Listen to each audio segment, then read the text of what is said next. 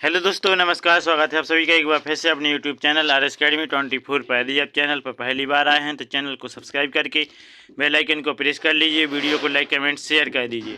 तो चलिए साथियों, जैसा कि आप सभी देख रहे हैं कि मध्य प्रदेश में ट्रांसफ़र पॉलिसी 2024 शुरू हो चुकी है। 15 अक्टूबर से सभी कर्मचारियों के ट्रांसफ़र हो सकेंगे। ऐसे मंत्रियों को विशेष अधिकार दिए गए हैं। तो जैसा कि आप सभी इसमें देख रहे हैं, ये अपडेट निकल कर आई है भोपाल से, जिसमें बताया गया है अगली कैबिनेट में आ सकती है पॉलिसी। 15% से अधिक नहीं होंगे तबादले। इस महीने आ सकती है नई तबादला नीति। मंत्रियों को मिलेंगे विशेष अधिकार। पिछले 1 महीने से लंबित तबादला नीति अब जल्द जारी हो सकती है। कई बार विचार मंथन के बाद इसे अंतिम रूप दे दिया गया है। मोहन सरकार की अगली कैबिनेट में से मंजूरी के लिए लाया जा सकता है। इसमें खास बात यह होगी कि इस बार यह पॉलिसी पूरी तरह ऑनलाइन होगी ताकि तबादलों की प्रक्रिया में पूरी तरह पारदर्शिता बनी रहे। इस बार तबादलों में प्रभारी मंत्रियों के अधिकारों को भी बढ़ाया जा रहा है।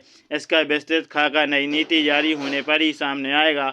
लोकसभा चुनाव खत्म होने के बाद से ही सरकार की तबादला नीति का इंतजार किया जा रहा है। हालांकि इस दौरान सरकार प्रशासनिक जरूरतों के हिसाब से छुटपुट तबादले करती आ रही है, पर अधिकृत ट्रांसफर पॉलिसी का अभी भी इंतजार है। इस बार पूरी पॉलिसी ऑनलाइन होगी। सभी विभागों से कहा गया है कि वे इस संबंध में ऑफलाइन की जगह ऑनलाइन फाइलें भेजें। इस तबादला नीति में अधिकारियों और कर्मचारियों को विकल्प चुनने के अवसर भी दिए जाएंगे। इसके अलावा सरकार प्रशासनिक आधार पर तबादले कम से कम करेगी।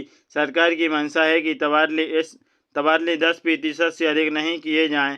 इस पॉलिसी के आने पर कई विभागों में अधिकारी कर्मचारियों की युक्तिकरण की प्रक्रिया भी पूरी की जाएगी। प्रस्तावित पॉलिसी में कैबिनेट और राज्य मंत्रियों के तबादले करने के अधिकारों का भी उल्लेख होगा। प्रथम और द्वितीय श्रेणी और तृतीय श्रेणी के कार्यपालक पदों के तबादले कैबिनेट मंत्री के अनुमोदन के बाद किए जा सकेंगे। वहीं तृतीय और चतुर्थ श्रेणी के कर्मचारियों के तबादले के अधिकार राज्य मंत्रियों को दिए जा रहे हैं। इसके अलावा जिलों के समस्त तबादले, चाहे वे किसी भी विभाग के हों, उनकी सूची प्रभारी मंत्री के अनुमोदन के बाद ही जारी हो सकेगी।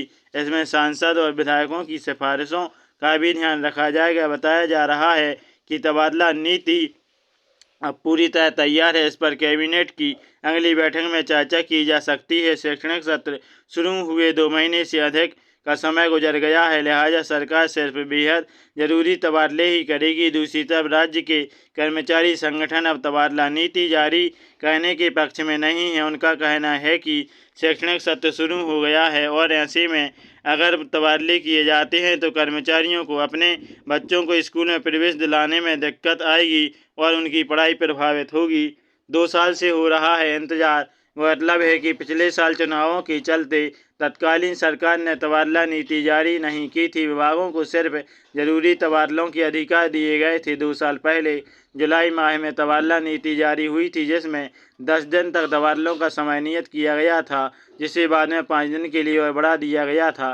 तो चलिए साथियों, जैसा कि आप सभी ने देखा कि मध्य प्रदेश में इस कैबिनेट में ही तबादला नीति आ सकती है, क्योंकि बहुत दिनों से इसकी मांग चल रही थी और पूरी संभावना बताई जा रही है कि इस मंगलवार को जो कैबिनेट बैठक होगी उसमें तबादला नीति पर मुहर लग जाएगी और सभी कर्मचारी अपने मनपसंद के स्थान पर तबादला करवा सकेंगे। तो चलिए साथियों, आशा करते हैं आपको यह न्यूज़ अच्छी लगी होगी। तो हमारे चैनल RS Academy 24 को सब्सक्राइब करके बेल आइकन को प्रेस कर लें और वीडियो को लाइक कमेंट शेयर कर दें, ताकि आने वाली सभी अपडेट आप तक सबसे पहले पहुंच जाए। इसी के साथ जय हिंद, वंदे मातरम।